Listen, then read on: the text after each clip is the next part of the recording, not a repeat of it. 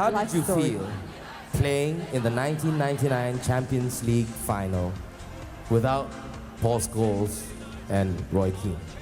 Yeah, I think we'll all agree it was a difficult thing for us all to see some of our teammates and friends miss out in a massive game for bookings that we're pathetic, really. I mean, I think you shouldn't get suspended when it comes to that late in the competition, but that's another discussion, really. But playing in the Champions League final is a pinnacle for anyone's career. I mean, you're playing and some of your friends aren't, it takes a bit of the shine off, but with them two being the kind of people that they are, they were great around us, they patted us on our back, they gave us lots of encouragement, and it was something that we had to do. I felt, I'm sure the lads felt, that we had to go out and win it for them and help them, and also Henning Berg gets lost in that as well because he was injured and missed out on it as well, so there was a lot of lads that we wanted to do it for, and we was all a tight-knit squad, so it was massive for us to go out and perform the best we could and get the trophy and obviously get the treble. So we all had extra incentive there if you could have that. But it was a massive thing for us to go and do, and to win that, the squad and the players that we had and the friendships that we all had was some of that I'm sure we'll all never forget, really. Who inspired you, and what is your inspiration?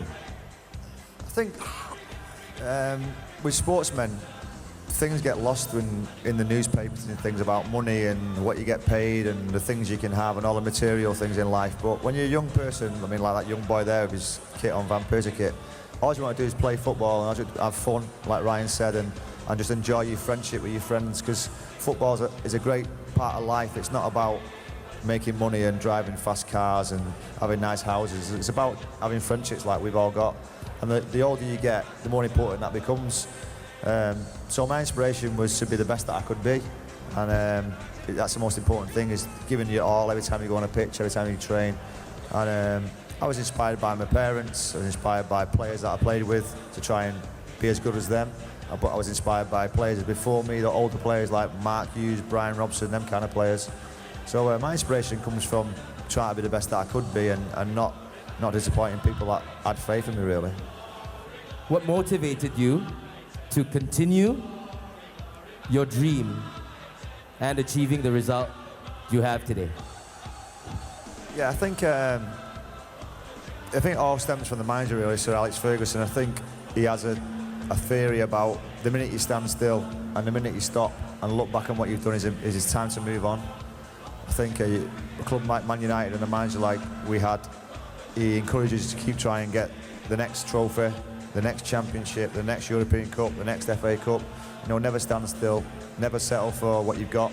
And I think obviously Ryan's not doing this at the minute, but he's still got to look for the next trophy, the next goal. Like myself and Gary, who've now retired from football, you can sit back and you can look back at all the great achievements that we've made and really appreciate them.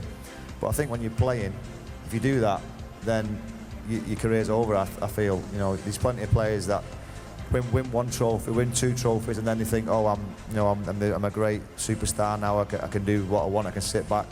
And at Man United, if you do that, your time's up. You've got to try and thrive for the next trophy, the next treble, the next double, and try and get as many as you can. And then when you do retire, you can sit back and you can enjoy your times and look back on the success that you've had and really enjoy it.